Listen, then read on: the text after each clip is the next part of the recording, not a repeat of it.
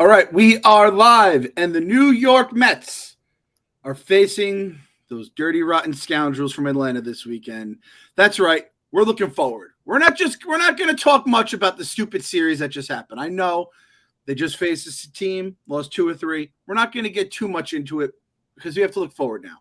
There's a lot of hate in our hearts right now. We have to let the hate in our hearts out, and it is coming with the Atlanta Braves coming to town. The goddamn rain coming to town. It's shitty for the last few days, and it looks like the next few days. We'll get into how that's going to impact Barstool at the ballpark for people that are going as well.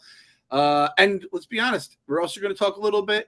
If it's spring has sprung and it's time to let the hate out. We also got the Miami Heat coming to town. So there's a lot of hate in my heart, and I have to let it out as well. And speaking of hate in the heart, we got our boy KFC, the Hater of the Year, dating back to 2020.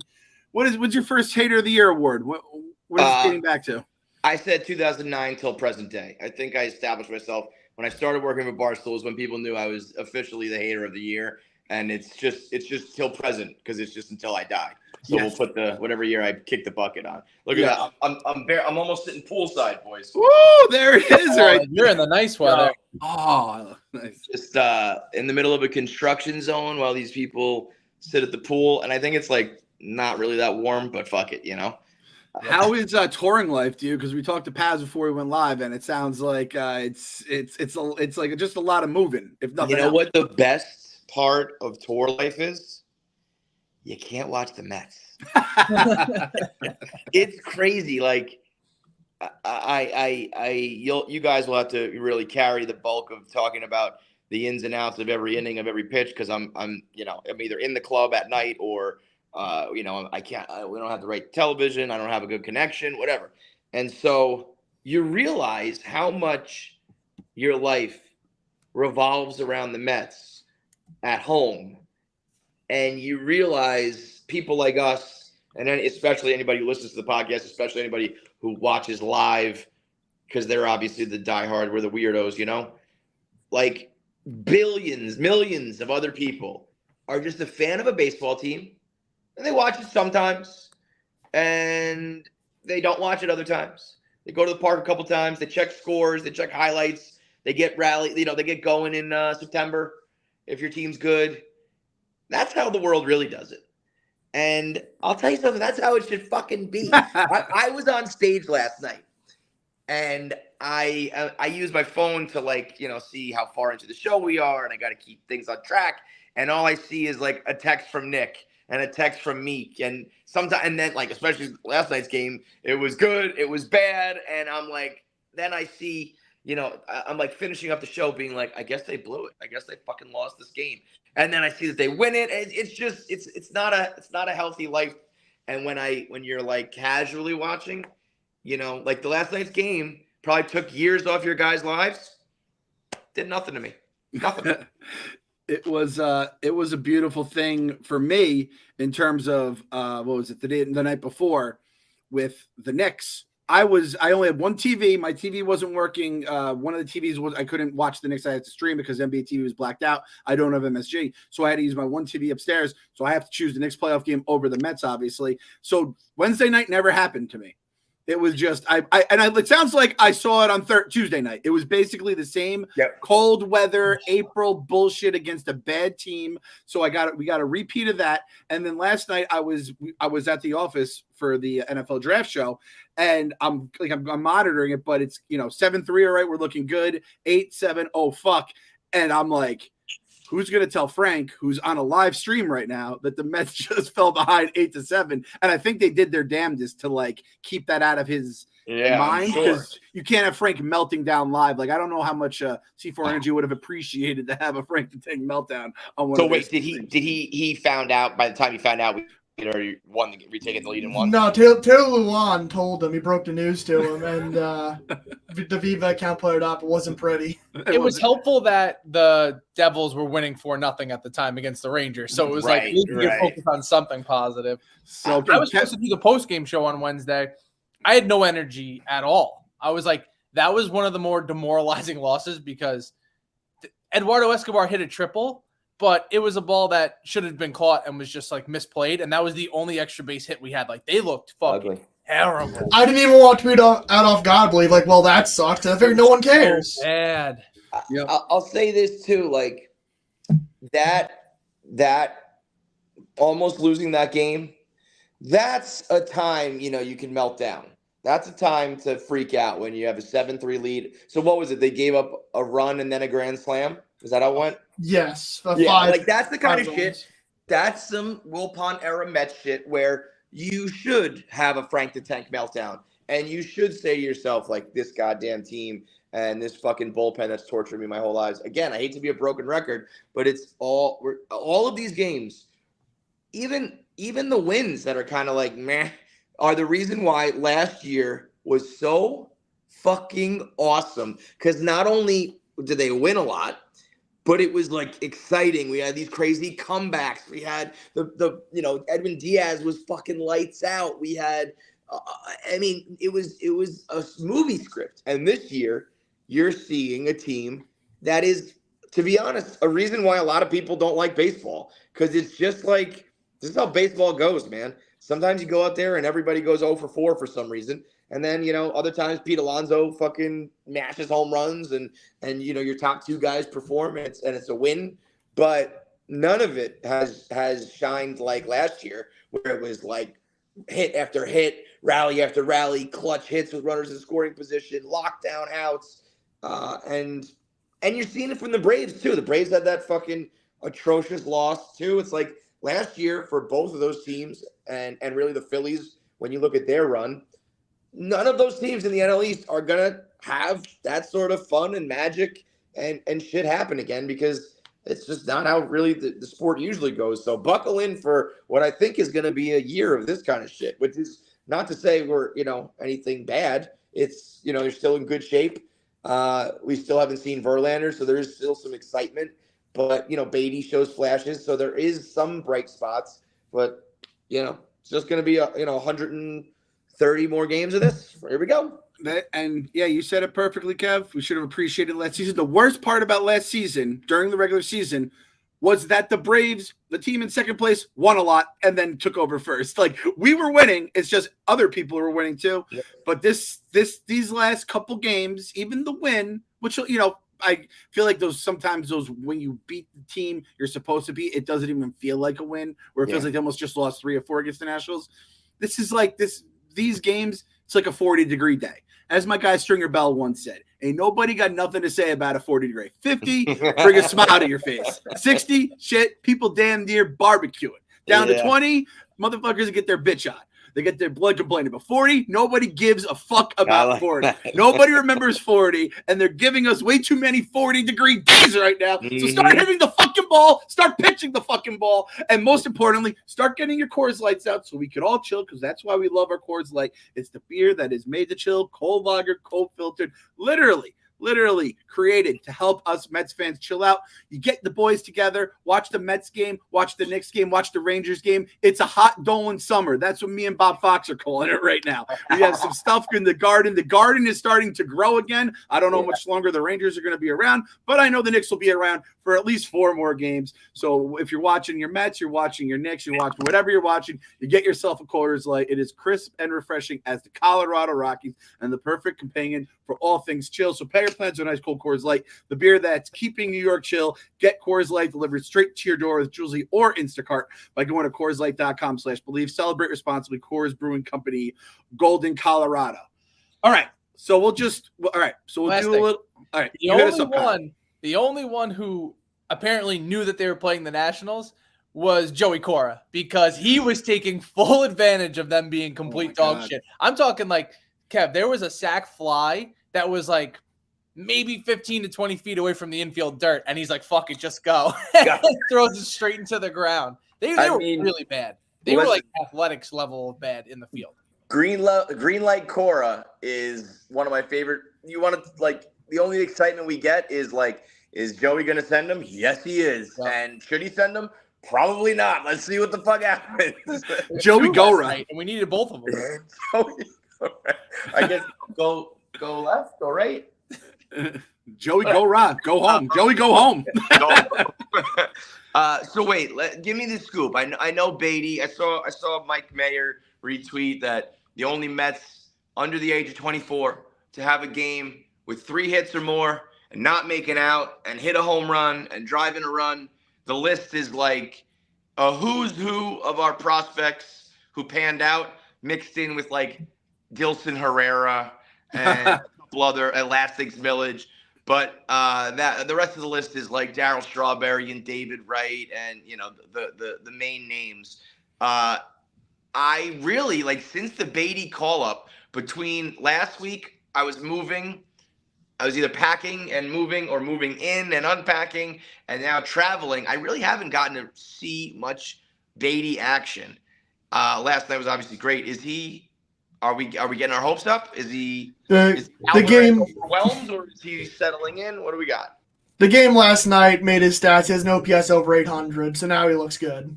Yeah. Okay. So other than that, he's been struggling. Yeah. But last night's a step in the right direction. Sure. With him, it's sometimes the defense, or I'm like, oh, like would Escobar have gotten that cleanly or whatever? But I think that was what Tuesday night, right? Was the errors that was where the sloppy fielding and stuff like that, where there was a double play wasn't turned because Lindor lost it. There was an error, and that's where you're just like, shit. If we're not gonna hit all that much and pitch all that much, at least just keep it tight in the field. And that's where it just felt like everything just fell apart that game. I'll tell you. Escobar's arm at third is one of the most underrated things that I think people took for granted. I don't know about you guys, but I think, Clem, you'll agree with me watching David Wright in the ages that we were. Yeah. Watching David Wright lollipop those balls across the diamond from third base. I love the guy, and his literal glove was good. But some of those throws, especially if it took him towards the line, so he's throwing like 130 feet, and every time I was like, oh, he's going to pull him off the bag. It's going to be the dirt. And Escobar was just like a fucking real third baseman who just fucking zip the ball on a line into the glove every time. And, when that's gone, that's always a heart attack when the ball's hit to the left side now. So you're right. You got to make up for that shit with your bat if you're not going to do it the way he did it in the fields. It sucks that he just couldn't have, like, if he had 1 or 2 more years like he was playing in Milwaukee, Escobar, it would have just been totally fine. But that's looking more and more like an old Mets signing where you get somebody after their best years are behind them. Okay, so Beatty. You know what he's almost like to me, Kev? And it's funny you mentioned those Mets. He almost feels like the Jose Valentin, where it's like, yeah, and he had a much better, Jose was awesome in 06, and he was kind of the low key that I think like a nice part that kept it going because that bottom third of the lineup and playing in the defense. But it's like, and then it just was over. Like, I can't tell you what he did after 2000. No, totally. Yeah, that's exactly what it was. If we could have just had Jose Valentin level Escobar, it would have been such a nice surprise. But yeah, I'm assuming that he was terrible in 07, and it was just like, see you. I don't even know if he was on the team at that point. But yeah, you just need, like, it's one of those things. I always talk about the script, the big picture of the year. And it's like, you need the rookie who gets called up to do well. You need the ace to be the ace. You need the this to be the that. Everybody needs that one, like, veteran who's like, oh, shit. Like, he's doing it. He's got something in the tank still. That's one of those storylines that really would help the team out in so many different ways. And, September it was that. And then basically never again. So, we're at the point, though, where you just got to ride with Beatty and get through the growing pains. Like, he's starting today against a lefty. So yeah, lefty if there's a game, that's it. It's Beatty's position now, barring injury or extreme poor play. I saw Max Scherzer saying he was like, he's cool with Alvarez catching him and he's like down to work with him and grow with him. I saw some stats that he was like high level framing pitches, I believe. 96th percentile. Yeah. So he's like one of the best. So, some real good signs.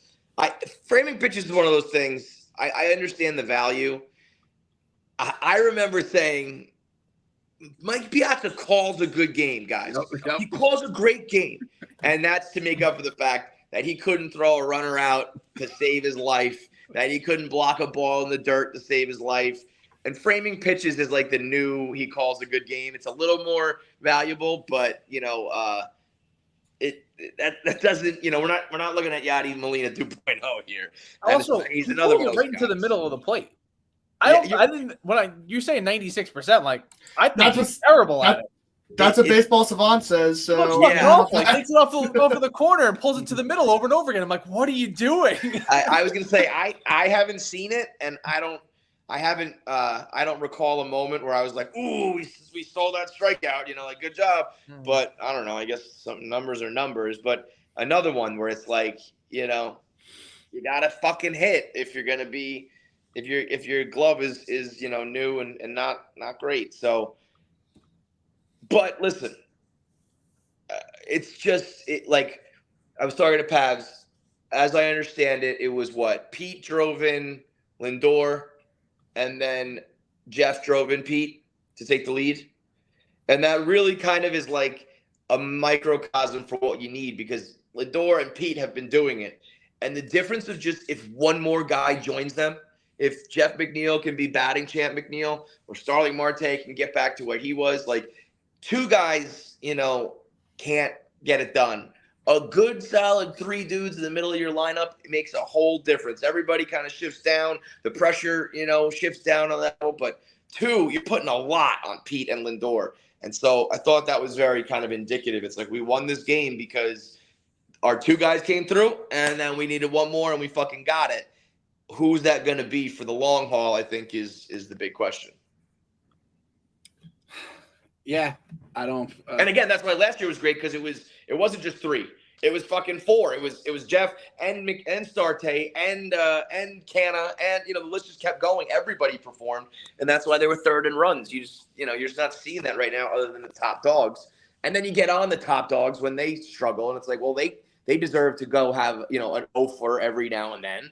So what can you say other than like just. This is the team. You got to go do it, and hopefully you fucking work your way out of it, And I think we've kind of gotten used to this offense. And again, I think everyone sees their team and the warts in your team, and then you think everyone else has just regular baseball games that we would like. I like 7-2 games because it's like I know if I'm going to win or I'm going to lose. I'm going to kind of just chill, and I'm not going to be on the edge of my seat. But when you get those 0-run games and then the 1-run game, and then finally you have the explosion where they have 9 runs the next night, it drives you like, where was this 9 runs? We could have used those the other couple nights. But then I see the Yankees fans on Twitter like, this fucking offense, Aaron Hicks, motherfucker, Brian Cashman. Like the Aaron Hicks thing, it feels like the Mets. It feels like that part, like the script writer meant to write that for the Mets part of the script, and it went to the Yankees, because we've had Aaron Hickses in our life.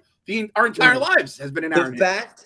The fact that I am still hearing the name Aaron Hicks from the Yankees organization, like they should have moved on from that guy like 3 times ago, 3 regimes ago. It feels like that is a very Mets thing.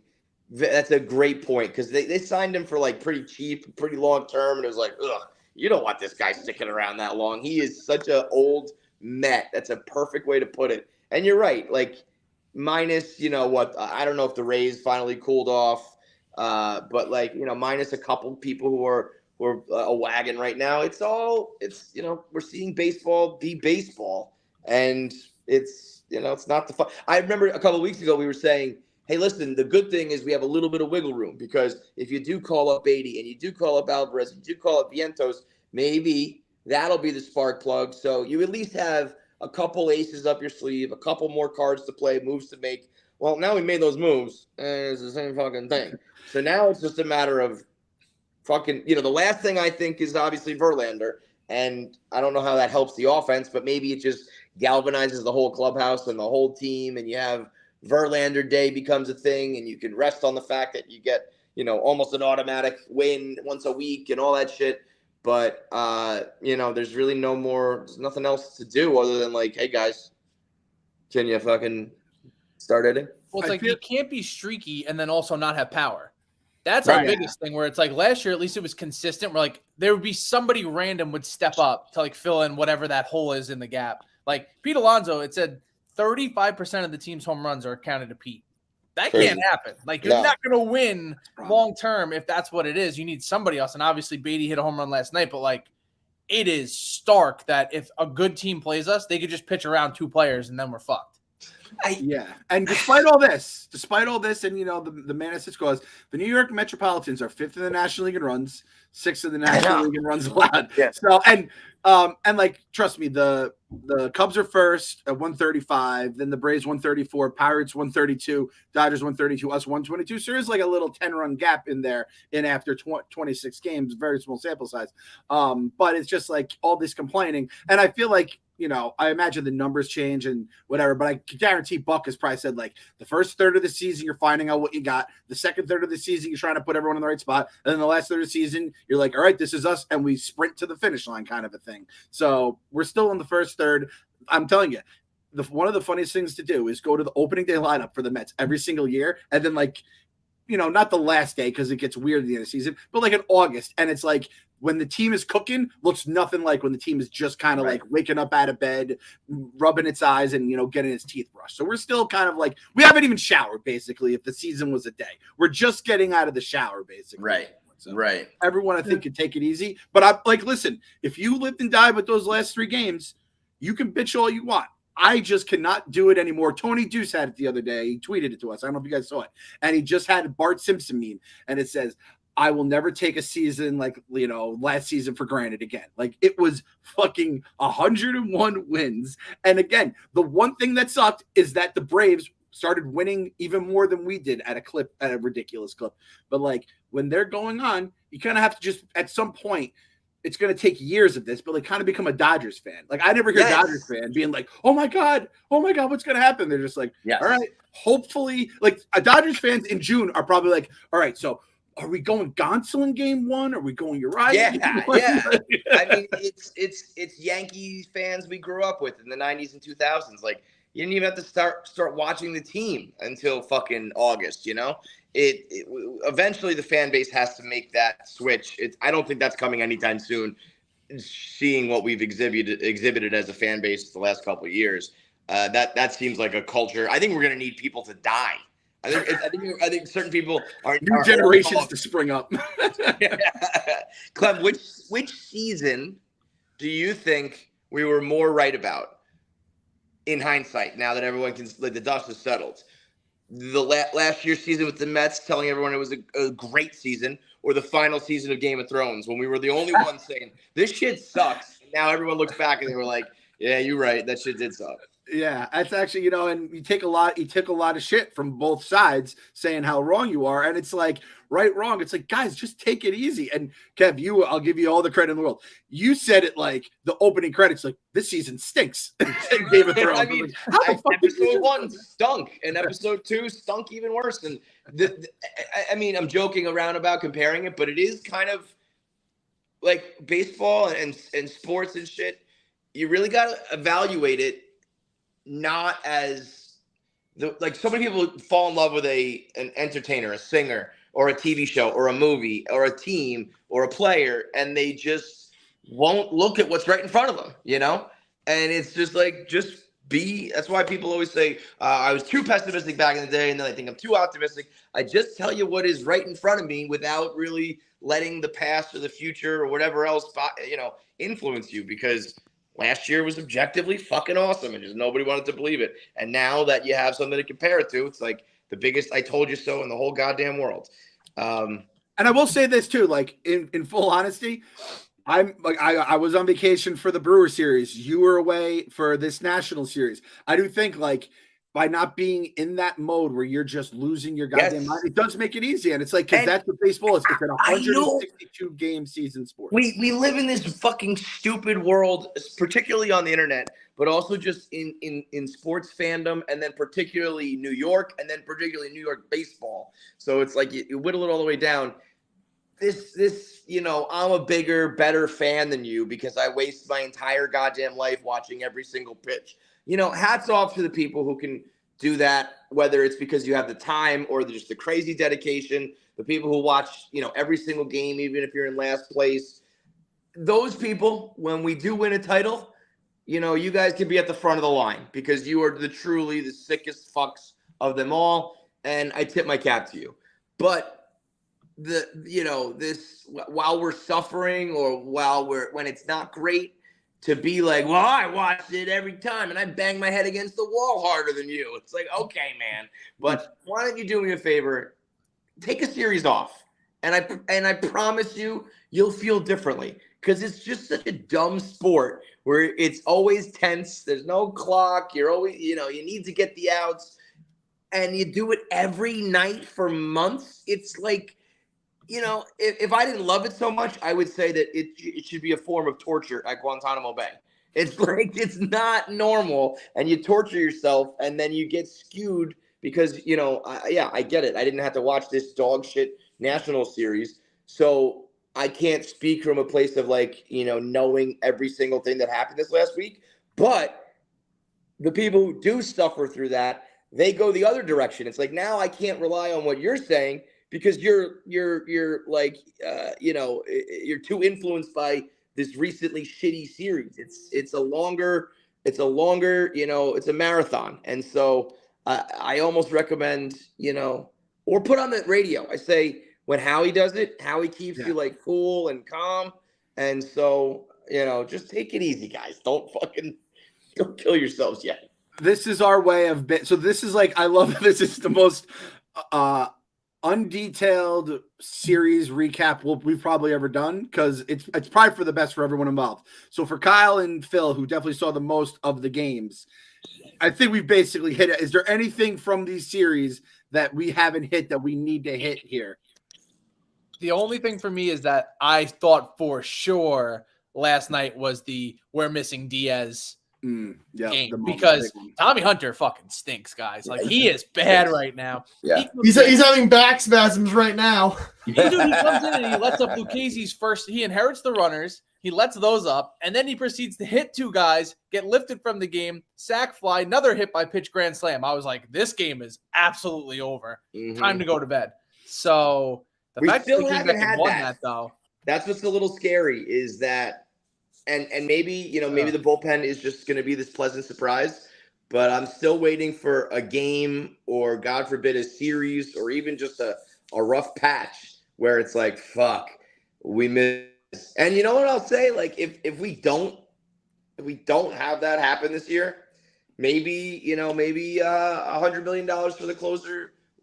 Some people think that closers aren't important. I think it's the most important thing in the world, but maybe that's because I'm battered and abused all these years. If, Ottavino and Robertson and the hodgepodge gang can get it done, maybe we just, fell in love with the trumpets a little too much and we proved that you can do it with the right arms and not necessarily the most expensive arm. But I feel like it's coming. And one of these days or one of these weeks, they skated it. It was that game. I don't know how the hell they came back out. I think if it wasn't the Nationals, if it wasn't one of the worst teams, it probably would have been that game right there. So I remember in the preseason I said we aren't going to feel too much in the ninth because Robertson's still really good, but we feel it in the seventh and eighth inning where this is where Robertson should be pitching. Right. And we don't have Diaz. Yeah. That's the thing about the closer always bumps one guy down. So, you can be like, look, Ottavino was great in the ninth. It's like, yeah, but what happened in the sixth? We were fucking ready to jump out the window because, And this is one other thing I want to touch on.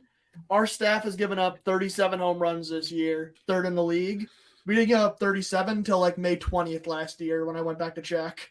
Yeah, it doesn't feel good. It doesn't feel good. Yeah, and that's what happens when instead of Chris Bassett and first half Taiwan and Max, you have Jose Budo. You have, Peterson hasn't been what he was even last year, if we're being honest here. Senga's still getting used to everything. Senga's Joey Cherv. No, wait, with Joey Cherv, he's still doing his Casey's our second best pitcher right now. We got to get Joey in. I DM'd him and I was like, you want to come through? And he was like, come through where? And I was like, to Barstool to do the podcast. And he was like, oh, fuck yeah. I think, he's been away for so long and struggled a little bit that I don't think he was getting many offers like that. So he was like, what do you even mean? I was like, to talk to us. He's like, oh, I'm down whenever I possibly can. So maybe we'll get a little Cherv talk going here on the podcast. Verlander, I don't know if you can understate how important I think his return could be, though. Because it's one of those things it's weird because we've never had him before. But, when DeGrom was DeGrom, and you knew he was coming. There was this level of excitement. There was this level of, and not even really with DeGrom because we never scored for him, but even still knowing that we were going to get something electric. I think if you get Max back, you get JV going, and those are two guys who are fucking kind of crazy. I'm hoping that kind of sparks just everything and everybody. And again, like you said, we're doing fine and everything's all good. It is just this level, a little bit of this like malaise that I hope that maybe some of the old dogs who are fucking, kind of nasty about it can maybe like just spruce things up a little, And I think like Verlander will do that. And what was it, 59 pitches today or 60 something, yeah. 69 pitches today. Look good. I mean, based on the numbers, Phil said it best though. Like the season has ended 6 different times, so unfortunately, Justin Verlander coming back would have been good if our season wasn't already over. And he's going to come back, and I will be interested to see, because games like tonight, this team would show the fuck up. And we didn't know how it was going to be in the beginning of last season. But then remember how many times we would win game 1, lose game 2, and then we won the series. But, it was like, it was never a sweep, or we'd never win the first 2 games. But this team always came out. I'll be interested to see if they come out like motherfuckers tonight against Max Fried. We got Peterson versus Fried. And with this series coming up, and it's just Brave, we're back at the Brave Lane, you got to get yourself some merch. So if you're sick of all the boring ass merch they have everywhere else, you got to go to the Barstool Sports Store to get your merch. It's baseball season. We got all the best gear for all the favorite teams. Obviously, we have your Met stuff. We got your Uncle Stevie. We got Senga. What else do we have, Kyle? We have Polar Bear. Polar Bear. We got the Polar Bear. Donuts. Yep, Dingers and Donuts. Our boy Vogelback.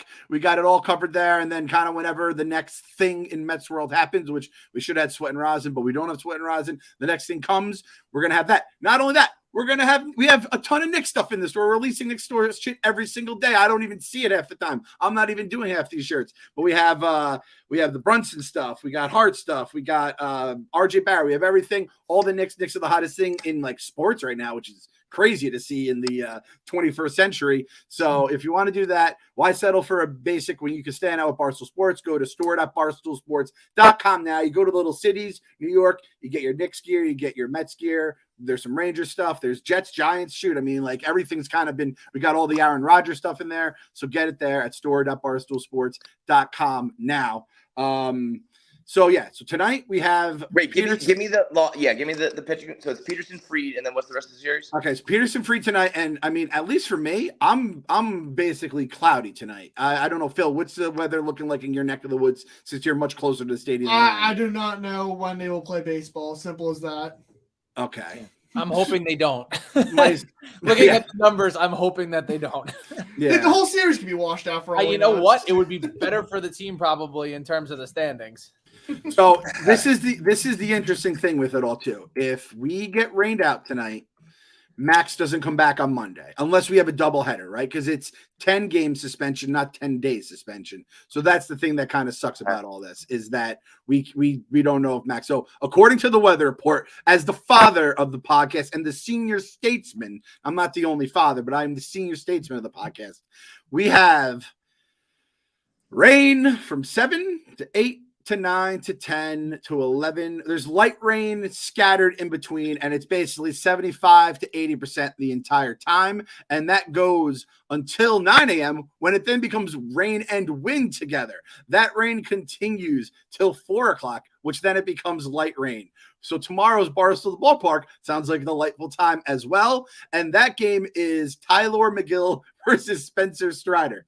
So the offense is going to have to show up in this series, it appears right now. So that's tomorrow's game.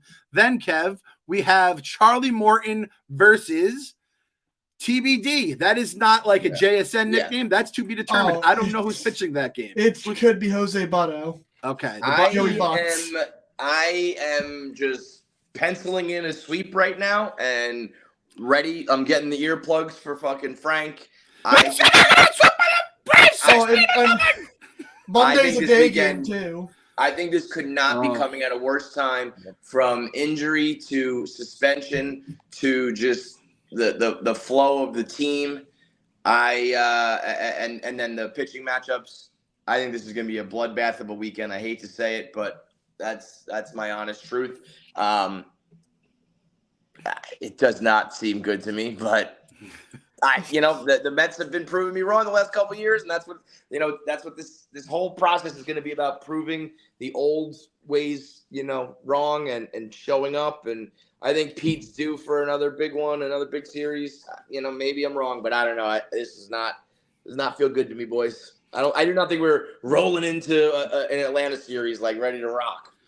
So I'm going to make this plea to like the negative Mets fans out there. And hey, if you're one, that's fine. Again, I don't have a problem with people that are truly negative Mets fans that like have the PTSD, because we say it's like you're the dog that had the shitty owner that just treated you like crap, right? And you recoil when there's fireworks, you hide under the bed, and you have like the scars on your heart. You have the literal and figurative scars on you. If the Mets come out this weekend and do what they did last year, and they come out, they win game one, and they split the series or win the series and just go basically toe-to-toe with the Braves, despite being completely outmanned in the pitching matchups, which is the most important part of the game. And obviously both offenses are what they are. They're good fucking offenses. If the Mets at least split this series, just give them to Memorial Day.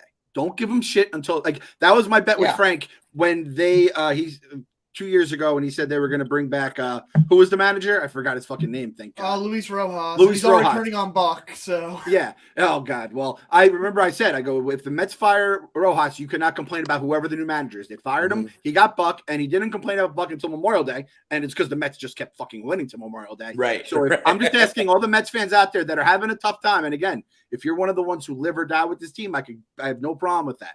But just give this team to Memorial Day, because I think if they come out this weekend, credit. Give them some fucking credit. If they go out there and they win 2 out of 3 somehow, like with that, like everything we just described working against them, if you're gonna dog them every single fucking time something goes bad, don't just tell me this is a blind squirrel finds a nut. Like, give them the fucking credit they deserve and actually support them for a change if they handle their business too. I don't think in my head it's going to go well, but if it does go well in my heart, I'm going to fucking love that and celebrate that. Who cares if your prediction is wrong or what you said on the internet, someone's cold taking you, just fucking give them credit. Yep. And you kind of mentioned this earlier, Kev, about, the diehard fans and who's the real fans, the fake fans. And at this point, like, I know when I was younger, I was the same way. I was like, I'm a real fan. I watch every game. And then as I get older, I'm like, I watch everyone I can, and whatever I can, I can. Yeah. But no matter who you are, if you're listening to this, I think I'm pretty sure even Frank, who's a diehard Mets fan in terms of just watching the games, churning it out, nobody holds a candle to this man right here. Mike Cassiano, is that the name here? Yes, that's his name. Had to shout out this fucking legend on the pod. Carl blogged about it. The guy I think who DM Carl hit me up too, and he's an absolute just fucking legend. He's attended 8,000. As of the time of the blog, was 8,138 Major League Baseball games, 9,250 pro baseball games in total. We're talking Japanese. We're talking spring training, Mayor's Trophy. I mean, Winter League. We're all over the place. Just an absolute fucking legend. He has, I believe, season tickets at Citi Field. Clemmer went up and met him the other night out there in at Citi Field, and just an absolute I had to shout him out on the pod. Someone hit me up and was like, "You got to have my volume mic on the podcast." I'm like, "I mean, are you serious?" Like, I'm honored to meet this goddamn gentleman here. He's seen it all. That is 55 162 game season worth at 9,000 games. That would be 55 seasons of baseball worth that he has seen live. That is fucking insanity. The clip of Carl asking him if he's ever seen a no-hitter or how many no-hitters he's seen, and he just rattles off like absurd numbers. I think he had like 15 or something. There was like 8 no-hitters, 9 perfect. You know what I want to ask him? I'd ask him, have you ever seen 2 infield singles rolled up the third baseline and stopped? He was there. Out of the way. What is it? This is his his no-hitter list or whatever. Well, he's a Mets fan. He's got to be, right? Because he's a Mets. Numbers are high. 2,477 games at Shea. Yep. And how many at Citi? 1,061. Yep. 7. So he's seen about 4,000 or almost 4,000 Mets games home. That is crazy. That's during the dark ages. Games do you think you've watched in your life, Clem? Like, I mean, I only started really, when I was probably early mid 20s, like in college and post college, I was watching 162. Because I was either just like sitting around in the dorm room or I was working, and every single game I watched for like that mid 2000s era.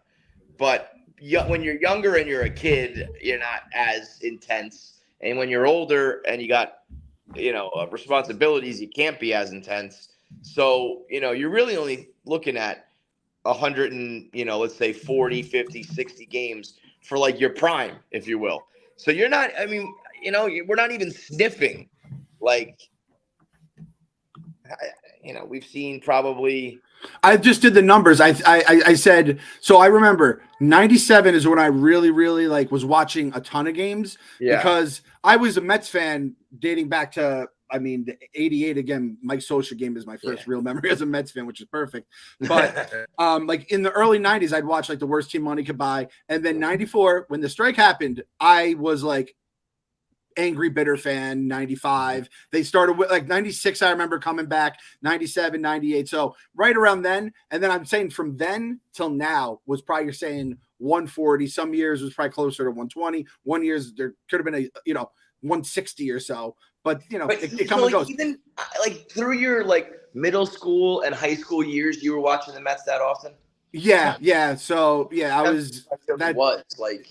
I guess I was.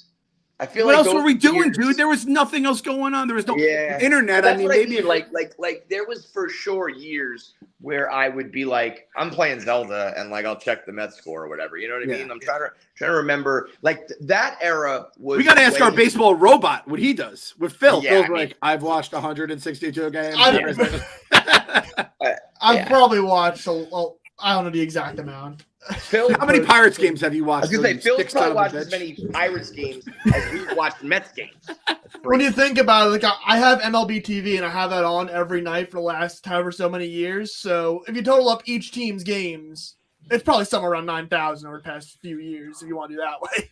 That doesn't even sound enjoyable. That era, to me, for my life, that era was I was watching Knicks games more religiously than Mets games because they were good. Yeah, that was the years, and I also just find at that point I found the sport of basketball because I was playing it, and it was that era of basketball to me, the amount of superstars and Hall of Famers was just incredible. So that was where I was really watching every night. Baseball, when they were good, it was can't miss, but trying to add all those up, it's not going to come close to Phil or my man here who's. But the fact that these are what he's seen live. Does that mean that he has seen 50,000 baseball games in general, or is that just every night he's at a live game? Because there's only so many, how many games could this man have possibly watched at his age not live if he's watched? He's always at the ballpark. How many games could this man? It sounds like he's so when did Citi Field open? 2009. 9. No, it's 2009. 8 was the last. 8 was the final season. 9 was Because remember they opened it up the day that we got eliminated against the Brewers in 08. Oh god, yeah. The funeral, right? Yeah. So there have been 4. There have been. I'm still here. We're just not. Okay, you guys. Yeah, there we go. Good. All right, so there's 14 times 81. There's been 1134 plus however many games this year at Citi Field plus playoff games. Oh, right. I didn't even think about that. It's not 162. It's half that. That's fucking crazy. It's crazy, dude. And does he travel or does he obviously he travels, so he goes to other games. But is he following the team, or is it just when he probably goes to every Mets game, and then when they're on the road, he goes somewhere else. Yeah, I'll go to Philly, I'll go to the Bronx, I'll go local. He said he was at the Mets last no-hitter, the combined 5. So that was in Philly, I think. That was in New York versus Philly. That was at Citi Field. Okay. Does he have a job? we don't know how. Does he have a job? Is he richer than Dave? Is the question? Like this to me is like he's like a billionaire and he's like a solo bachelor. Like, what else could you do? How else could you fit anything else in your life? If we're counting games from the 80s, you probably can get in for like $5 though, or like $2. That is true too. But just like being able to like leave work and then not worry about going to work the next morning because you're getting home at 11, 12, 1 in the morning. And dude, that 24/77 Shay, that all I think of with that, I don't think about on a beautiful June night. I'm thinking those April and September games where it's 40 degrees, the wind's howling off the water, and the Mets are losing 8-1 in the third inning. And this guy just pops a tall boy and just I wonder how many beers this guy has had, because you got to multiply every game probably by like 8 or 9. So Carl did the math here, and he says he thinks he's drank 40,000 stadium beers. That probably sounds about right. I'm trying to remember, Clem, because people have written books and waxed poetic about 1969 with New York City. Because it was the Mets and the Knicks and the Jets. And I'm thinking about 99 when the Knicks made their lockout run to the finals. And the 99 wild card team was playing good. I don't necessarily have memories of being like, wow, we're cooking. Like everything's firing on all cylinders. Do you remember a feeling like that? So 99 with just the Knicks and the Mets? Yeah, because that summer, June, let's call it May and June, the Knicks are making their run as an 8 seed, right? And and the Mets are, I guess it was still too early to know they were gonna make the playoffs and make a little bit of noise. But I mean, obviously neither team got it done. But for our lifetime, having both teams in that year is and then 2000, I don't know what they did the Knicks did in 2000. I mean, obviously nothing. They made the playoffs. They didn't do anything much. But, I mean, if you're just adding this all up as I'm thinking about it, because 99 you had the Knicks and the Mets. The Mets make the playoffs. The Mets make the World Series. The Giants make the Super Bowl. The 2000 Giants make the Super Bowl, right? Mm-hmm. You have the Knicks are in the mix. They had just made the finals. Van Gundy is staying around, and they were good. They were good. I guess the thing is, though, when you think about it, with the Yankees having the dynasty, the Knicks always being good, the Giants having won in like the 80s. What did they win like 90, 91? When was that what was their most recent Super Bowl, before? That was 90 and 91. 91, right. Those. So like at that point, New York hadn't gone through a big drought. It was kind of after that, once the Yankees stopped winning, there's been that like horrible run where, there was like a decade of like futility, right? So I don't think I even recognized to cherish it because it was like at some point New York always had somebody in the mix. So I don't know. If the Knicks and the Mets were consistently good at the same time together, I'd be like, over the fucking moon. So I'll tell you what, the Knicks Heat is the one thing that like I just think that part of me as a basketball fan is gone forever. Like I don't know if I can rekindle. I used to have superstitions, and we had you had to eat the same food, wear the same clothes, sit in the same seats. I had my crew of boys. We watched every game together, and I just don't think it'll be that way for me with the NBA ever again. But if there's one thing that'll get me cooking, a Knicks Heat playoff series is some of the best times of my life is watching games like that. So we'll see what the next week or so brings. But yeah, so Mets fans, if you're not a basketball fan, you could probably log off here. We're going to finish up with some Knicks talk because I think this would have been a Knicks podcast if the Nats swept us. Yeah, if the Nats swept us, we were going suns out, guns out, and we were bringing the Knicks on your ass today. So it was a go New York, go pod. Kev, it's funny you say that too because I was like, is this like the greatest first round ever right now taking place?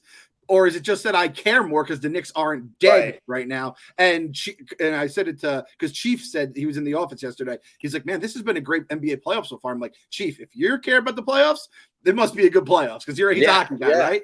And I guess it has been fun because you have the LeBron storyline, the Warriors, Kings is a good series. But then us as Knicks fans, And I will say this. So my buddy, who I think we all had our crews growing up in the 90s, and I'm sure Phil, I'm trying to think, Phil probably didn't really have crews because they really didn't have a run. They didn't have it was the Knicks have had like 3 good seasons in my memory. And like, those are all from 13 to 2021 and this year. That's it. I don't have any memories of the 90s. I always say fans like Phil and Jesse Funk and guys in that age range that stayed Knicks fans without any good times to look back on are the truest of the true of the true. You know what I mean? Right. They were like Bane molded by the darkness, because the Knicks were the first team that actually like brought me consistent joy, and every single year. And they ripped our hearts out at the end of every run, but you got to the finals. You took Jordan to the limit. You did all this kind of stuff, and it was so fucking awesome. And in those dark days, I always would just think of Oakley. I'd watch Go New York, Go New York, Go. Mm-hmm.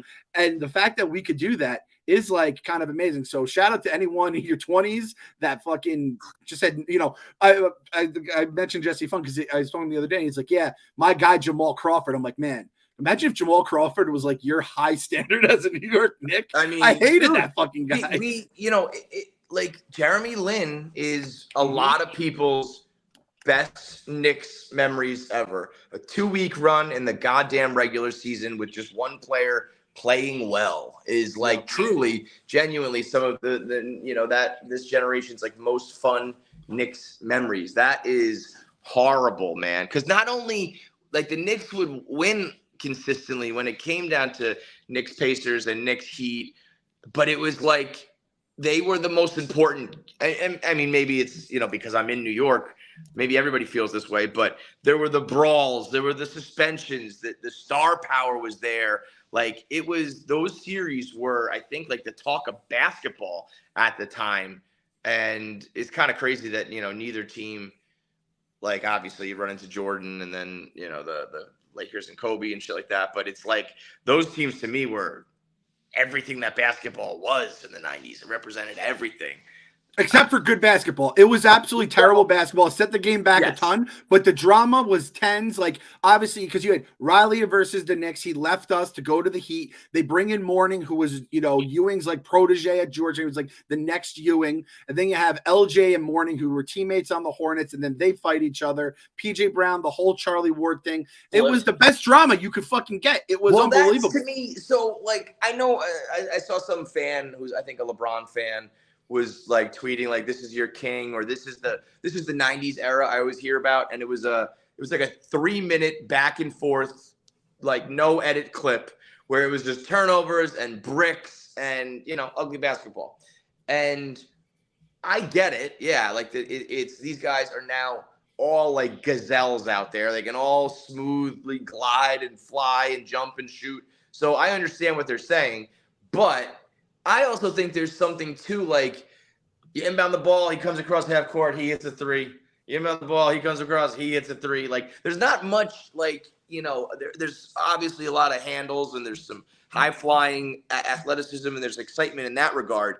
But to me, the drama that you described of, like, it's 81-79.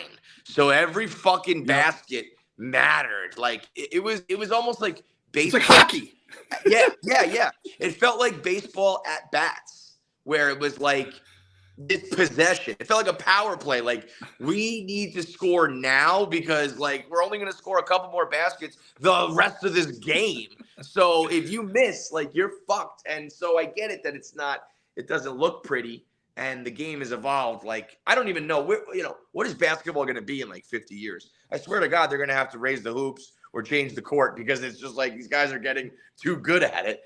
But it was not pretty, but I found it to be more entertaining. And I'm not even talking about it was hard-nosed. It was, you could foul, you could hand check. I don't care about that shit. It was more just like, if you get down by a few baskets, like, you're fucked. And if you're up by a few, you feel like, you're in good shape because it was really like living and dying possession by possession. Because it was ugly and it was defensive and it was scary. It was tense. It was, yeah. And now this team, like this, it's a lot, it's a modern game, but even like the way the Knicks just played that last series, it was defense. And then it's like we've never had a guy like Brunson. Like, I can't imagine if Patrick Ewing had a guy like Jalen Brunson, we might have actually won a goddamn championship. Jalen Brunson has got to be like so satisfied right now at laughing at the haters. One of the most like I put my money where my mouth is, earned my check in like so quickly. And the people who really knew ball were very quickly like, this is a good contract. Like very in line with what a player of his level deserves. And then he very quickly outplayed it. And obviously, you know, the job's far from done. But in terms of what the Knicks have experienced, like he is a god already. He must go home every night and just be like, told you fucking so, told you goddamn haters.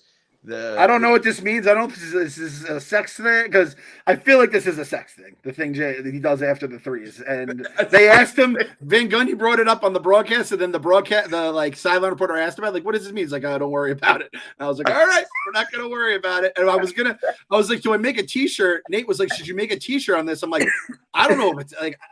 Because I know Nate got in trouble because John Wall had gang signs that we put up on a T-shirt once or something. I don't think it's a gang sign, but it's just like you never know. What if we just had a picture of this and then it just says it's a sex thing? It's a sex thing. There we go. I mean, it basically is. The way I feel about Jalen Brunson is I don't feel about that way about anyone else in the world other than my wife. That's the way I feel about Jalen Brunson, because we're fucking on the Knicks bed tonight. Phil has the Mets bed behind us. We have the Knicks bed. We're fucking on the Knicks bed tonight. That's always on the Knicks bed. I'm gonna be flying tomorrow for game one, or Sunday for game one, which kind of sucks. But I worry that Jimmy Butler is gonna do things at Madison Square Garden he's going to do things that you want to talk about a sex thing. He's going to do things at Madison Square Garden that might be NC-17 rated. That guy is a motherfucking problem. He is like a Knicks Heat in the rivalry days. He would have been like perfect for it. I think that the Knicks like defensive way of playing with Cleveland is something that like it was great to see, like old school playoff basketball. I don't know how it stacks up against the elite offensive players of the league. Like Jimmy Butler, you know, I don't know if they're gonna 56 in the playoffs is like that's like Jordan shit. That's like Jordan shit. Are on a short list of guys. If you go for a 50 burger in the postseason, you're a fucking legend, man. He scares the fuck out of me. Like the only reason why I am not losing sleep at night against playoff Jimmy is because like my childhood was molded by Michael Jordan and Reggie Miller. And for all the shit about Trae Young, who did you go 1 for 13 in the second half against the Celtics last night? Yeah. And Reggie Miller did have like some low-key dog do games against the Knicks. But the 25 in the fourth and the 8 points in 6 seconds, that dude was built different than they try to make Trae Young the next Reggie Miller. Ain't going to be no more Reggie Miller. Thank the fucking Lord. I tweeted out 2 years ago, the Hawks had their best chance at the finals then, and this young core is going to be back there. And I've been proven right the last 2 years. I made out the first round. Yeah, and they just traded all the picks for Murray, too. I've been fighting with Bucks fans on that one, too, because I know, Giannis is hitting his prime, but no free agents are looking to come to Milwaukee. And if they don't get back there in their next couple of years, I feel like it's going to be a similar situation. Yeah. You got it. Like when you have a chance, you gotta capitalize. It's just the NBA is so tough in the regard of like the playoffs are very funny because you get everyone's excited and you have these teams win in the first round, but then like the top, like the cream rises to the top sort of thing. And once you get involved, once you're talking about conference finals and you're talking about the big dogs, there's there's a huge jump between non-playoff teams and playoff teams. And then a huge jump from the bottom half to the top half in each conference, where it's like, all right, the Knicks, can they run with the top dogs? With the way things happen with the Bucks and the way things are going, like if there's a year to do it, it kind of feels like this year, which is scary because now there's like some expectations. I feel like the Celtics are still kind of like a cut above, but everything else is kind of looking like, it's not like you're going to run into like the 73-9 Warriors type team. It's like there's a path. There is a path right now. There's definitely a path. Embiid is hurt, so that kind of fucks the Sixers. The Sixers have Doc Rivers as their head coach, which that's the real thing no one's really talked about, is that the worst thing almost like you'll take the championship a billion times out of a billion. But all that championship did to the Bucks fans was keep Coach Bud around. And I remember as the Warriors were winning, or as the Bucks were winning the championship, it was like if they don't win, they have to fire Coach Bud. And it was like get fired or win the championship, and they won the championship. And, like they're not calling timeouts, and that was the thing. Like that's nuts. Going into the Knicks series or going to the Cavs series, I'm like, Tibbs should be able to eat Bickerstaff's lunch as a coach. He's always been an awesome coach, and we know his flaws. He actually is. Some of his biggest flaws was he wouldn't play the young guys, and he would always just like keep the guys out there that got him there, the old vets. But he once he went to the 9-man rotations when the Knicks became awesome, and he benched Randall in Game 4, and that was the reason we basically were able to put that game away. So like, I feel like Tibbs can, Spoelstra's like the one coach that he's just not going to do laps around. But if we face the Sixers, he'd eat Doc alive. The Celtics coach is still New Missoula because of all the shit that went down. That motherfucker broke Nia Long's heart. He made a doke of that motherfucker. But like we beat the Celtics 3-4 in the regular season. We beat the Heat 3-4. Every game was a goddamn dogfight. But it's like there's no reason you can't do that. And the Garden is going to be fucking chaotic on Sunday. I don't know what they're going to do. Let's get ahead of ourselves for a moment here. If somehow they make an Eastern Conference Finals run, if somehow they are in the NBA Finals, I think they have to like plan. I think they need to do like city planning for home games. Like the way, like when the president's in the city and like traffic is crazy and then roads are closed and shit. I think they'll have to do that for home games because it's going to be that fucking crazy. You know what that is? I saw a sign the other day when I was driving in, and it was like the 5-borough bike races going on like this weekend. Mm-hmm. So like, please prepare for delays or detours. It's like the Knicks have a playoff game at home tonight. Not even the Knicks have a playoff game tonight on the road. But if they win, 7th Ave is done. It's cooked. Yeah. It's finito. Dude, forget about it. Like that whole area, 7th Avenue from like the High Line area to fucking like 5th Avenue from like Times Square down to Union Square is like, it's just no cars. You get out the mounted horses. It's going to be like a mini riot. It's scary to think, man. And we're still, again, getting so ahead of ourselves, but this year is like a year to do it. You never know how things stack up. You never know if you're going to be back. You never know what you're going to get. I think the one thing they need is like a consistent appearance from Julius Randle to be like, you just need another, you need at least 2 superstars to play on a superstar level. Jimmy's showing up. He's not going to pull a Donovan Mitchell, who if Donovan Mitchell did that shit for the Knicks in a series, I mean, the papers would have their back page for the next 2 months, basically. I saw a lot of people, I think maybe you even put it out being like, or Barstool New York on Instagram posted it, like talking about Donovan Mitchell, like, don't you regret not coming to New York? And I was like, the opposite, bro, because he can go home and nobody gives a fuck that he just laid an egg. Like right now, he's probably thrilled that he's not on the Knicks because if he did that shit, oh my God. Yeah, no one's calling Jalen Brunson the king of Cleveland. Like it doesn't matter. No one wants to think that. Exactly. I also want to say those lists too. And listen, you can definitely make like a case for like that GQ or Forbes or whoever it was, where it's like Aaron Judge's one or Brunson's one. I understand, but it's like if you're going thumbs up versus thumbs down or how many people follow the guy, I don't know how you do it. The thing is, Aaron Judge is beloved by more than half the city. Aaron Judge is hated by a shit ton of people in the city. We always say same with Lindor, Pete, DeGrom when he was here, Igor with the Rangers, whoever the fuck is going. Jalen Brunson is beloved by everyone except for Kyle, who doesn't give a shit about this entire conversation because he's not a basketball guy. We learned last podcast. But it's like Rodgers, same with Rodgers. Rodgers does well for the Jets. Giants fans like, whatever, cool for Aaron Rodgers. Don't give a fuck about him. My guy Danny Jones, if he fucking takes the next step, or Eli Manning when he was here, half the fucking city is like, shut the fuck up. I want my team to do that. But Jalen Brunson, no offense to the 8 net fans that are still around, like that dude will be the king of New York if he gets a title. Which is crazy to think that like just Jalen Brunson, Mr. like overrated a few months ago, is now we're throwing around the king word for the guy. It is, but like we said, if you were a Warriors fan or one of these teams of like a winning dynasty, you're probably laughing at Knicks fans being like, okay guys, you won a playoff series.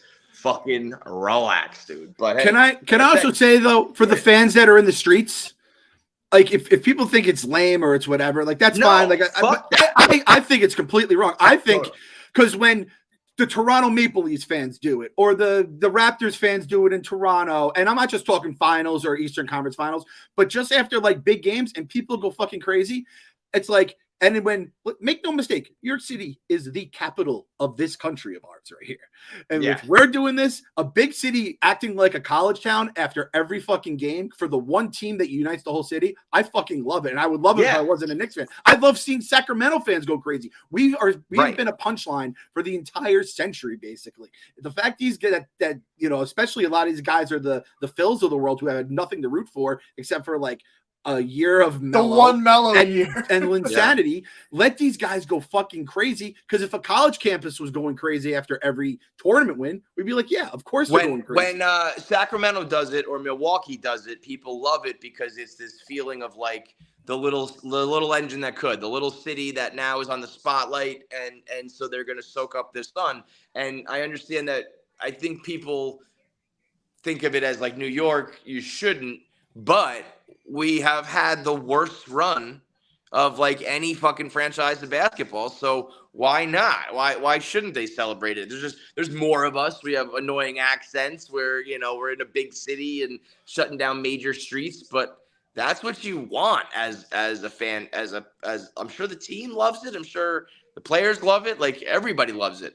So actually, I got to give it to Knicks fans. I hate internet Knicks fans. I don't even talk about them on the internet anymore because everyone gatekeeps and tells me I'm not hardcore enough. But I don't think Knicks fans, maybe you'll have more of a pulse on this, Clem. They're not like Mets fans in the sense of like when they lose, they like talk shit about the team. I think they kind of are just hurt when they lose. And it's like they're suffering along with the players, but not blaming anybody. Yep. Yeah, right. It's not that negative. I wouldn't go too far. Like I said, like back in like November, we were wanting to say like fire Tibbs or RJ Barrett's a bust and all that. RJ Barrett has yes, they've definitely been. But like if the Knicks lose this year, if the Knicks lose this round, let's say, I think it's more just like fuck, we lost, but like Brunson arrived and we've got a good thing going, and I think there'll be more positivity than negativity. Yeah, there's no Frank the Tank. No, and the thing is, Knicks fans are very like knowledgeable. We hear that all the time, and it is kind of like lame. We hear the New York sports is knowledgeable, and the Tibbs and RJ in particular are very divisive guys because Tibbs would never make the adjustments, never play the kids, which the fans wanted. They were right, and RJ would always just leave us wanting more until he did what he did at the end of that last series, and he's still a fucking baby. It's crazy, like how it is, but it's like if they lost that series because of RJ, it would have been. If we lose this series because of RJ, everyone's going to forget the first round, right? But when the season ends, people are going to be like, "We're in a great spot. We have the cap room. We have the trade pieces. We have all this kind of stuff." And now people have kind of forgot James Dolan is an asshole that owns the team, and people are going to want to come here because you see these fans going absolutely bananas. And listen, they're like a little cocky, but it's more so they're just crazy. They're saying fuck Trae Young. They're saying fuck Tom Brady. Brady was catching strays all over that side dog thing. I love it, man. I just love like they're like Mets fans. It's like the Savages come out, and we're just a bunch of just guys who are going bananas. So I like it, and I know the communities. I have my Knicks community, my Giants community, my Mets community. And the Mets ones is a lot more like sniping at each other. The Knicks ones, we've just had nothing to look forward to. And like the only thing you would know, like Jesus nice, right? Knicks game about to start. Fourth quarter, up 10. How are we going to fucking blow this one, basically, right? So everybody's in the same boat. And literally, because like you said about the teams, it's one team, but we've all been, they've been bad and everybody. Not even bad, embarrassing. And that's why I hate Mets fans, because it's similar. They've been bad. They've been embarrassing. We all agreed that we hated the owner. And then when things like the Mets got rid of that owner, they got rid of the problem, and Mets fans still refuse to like buy in and get on the same page and are so demanding. Like there's a level of patience with the Knicks. I don't know why. Like It's as a non-Knicks fan, I don't know why either, because the ticket sales are off the charts. Yeah. It's like we've been bad for so long in a major city. I think they're still like the number one highest valued NBA franchise. It's crazy that they not only were not competing for a championship, but not competing at all. And there should be a level of like, we need to win right now. But instead, it's like, we won a single playoff game at home. Let's go. Let's party. We won a series. We're going to pop bottles. So it's awesome. I love it. I think people relish. They want the Knicks fans to suffer because, you know, they're loud and they're silly and shit. But I think it's one of the best things in all of sports. It won't get the credit it deserves because it's not little old Sacramento and Milwaukee. But it's awesome. They are some of the best in sports right now. Yeah, it is like cliche and whatever, and you know, calling it the Mecca. But the sound that Madison Square Garden makes during the playoffs isn't like anything I've ever heard. It's been that way since the '90s. It's going to be that way until like they change the building. It'll probably fuck everything up. I'll go as far to say I wish it wasn't the Mecca, because I think the reason why the Knicks have never Jordan doesn't go for the double nickel if it's not the Mecca. Jimmy Butler's going to put up 60 this week because it's the Mecca. LeBron, Kobe, all these guys want to do it in the Mecca. Whether your team is good or bad, they get amped up to shit on you. It's like I wish we just played in the Barclays Center. Yeah, and these guys all want to play their road games at the Mecca. Not one person, not one of those guys you listed wants to play their home games, and that's been the other problem. Is none of these guys have the fucking guts other than Julius Randle and Jalen Brunson, who were like, I'll take the fucking heat. And that was one thing I always gave Melo credit for. He's like, nope, I'm gonna go into the belly of the beast. If he had done that as a free agent instead of made them make the trade, it would have been nice because we would have had all those pieces. But that is the thing, like defense, and then you just shut up, fucking 20,000 New Yorkers with a fucking back-breaking three. Playoff, like I was really torn. Do I root for the Heat or do I root for the Bucks? Because I hate the Heat with all my heart, and playoff Jimmy's a motherfucker. But Giannis has won an MVP. He's won a finals, and he's fucking Giannis. He's the best player in the league, if everything's going right. And it was really like, I'll just take my chances with Jimmy. They already had Oladipo and Hero gone for the year. So it's going to be interesting. It's going to be fun. The fact we even get to watch it, and now we've home court too, which does mean something in all this. The Knicks took 3 or 4 against the Heat. They lost 3 or 4, I believe, to the Bucks. So it's like you kind of had to go. And then all this stuff with the Heat, NBA and NBC, the Riley stuff, it's going to give me all those nostalgia vibes. Kev, what you should do, if you have any of your buddies who are still in the area, my buddy who I used to watch every game with, he came over for game 2 and game 5, and he has a little one at home, but he is able to get away. And I'm telling him, dude, we were in the same. I was like, Donovan's like, don't say anything with Donovan Mitchell. He's like, not till this game's over, because he was fucking thinking I'm gonna unlock Reggie Miller 2.0 in him. Let me ask you this to bring it back to the actually 2 questions. Clem has very nobly, if that's a word, said he will not return to the Garden until Dolan is out or dead, or until they apologize to Charles Oakley and honor him, right? Yep. So are we still holding strong here? If the Knicks make a run, if you are offered tickets, if we want to go, if they're in the Eastern Conference Finals, and beyond, you're still not going? If you gave me front row seats to Game 7 of the NBA Finals, and it's to the point where everyone on the other team is hurt, and it's basically just going to be a 48-minute coronation, I am not going. I'm not going. You are a man of honor. I'm a man of honor.